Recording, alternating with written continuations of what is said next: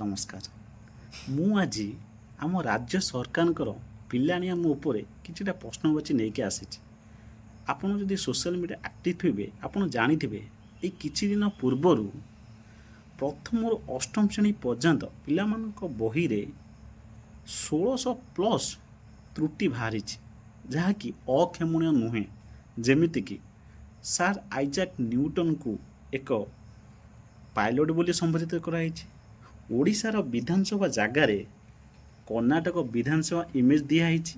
ଏମିତି ଅନେକ ଗୁଡ଼ିଏ ଭୁଲ ବାହାରିଛି ଯାହାକି ଅକ୍ଷମଣୀୟ, ଯେଉଁଥିରେ କି ପ୍ରିଣ୍ଟ ହେବା ପାଇଁ ଆମ ରାଜ୍ୟ ସରକାର 21 କୋଟି ଖର୍ଚ୍ଚ କରିଛନ୍ତି କେବଳ ଭୁଲ ପ୍ରିଣ୍ଟ ବାହାର କରିବା ପାଇଁ।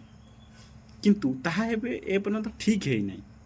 କିନ୍ତୁ ଏଇ ରିସେଣ୍ଟ ଆମର deputy chief minister Shrimati Prabhati Parida କହିଛନ୍ତି ଯେ ମା ଲକ୍ଷ୍ମୀଙ୍କର ଲକ୍ଷ୍ମୀ ପୁରାଣ ବହିକୁ ଠିକ୍ କରି 1 କୋଟି ମହିଳାଙ୍କୁ ସେ ବିତରଣ କରିବେ। ଇଣ୍ଟରେଷ୍ଟିଂ କଥା ହେଉଛି ଯେ ବର୍ତ୍ତମାନ ବଳରାମ ଦାସଙ୍କ ଲିଖିତ ଅରିଜିନାଲ ଲକ୍ଷ୍ମୀ ପୁରାଣ ସେମାନେ କେଉଁଠୁ ଆଣିବେ? First question.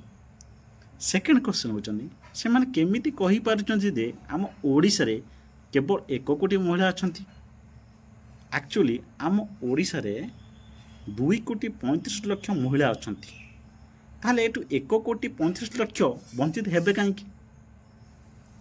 ମୋ ମତରେ ଏଠି ମା ଲକ୍ଷ୍ମୀଙ୍କର ଲକ୍ଷ୍ମୀ ପୁରାଣକୁ ସଂଶୋଧିତ ନକରି ଓଡ଼ିଶାର ପିଲାମାନଙ୍କ ବହିକୁ ଯଦି ସଂଶୋଧିତ କରନ୍ତି ତାହେଲେ ଉଚିତ ହେବ।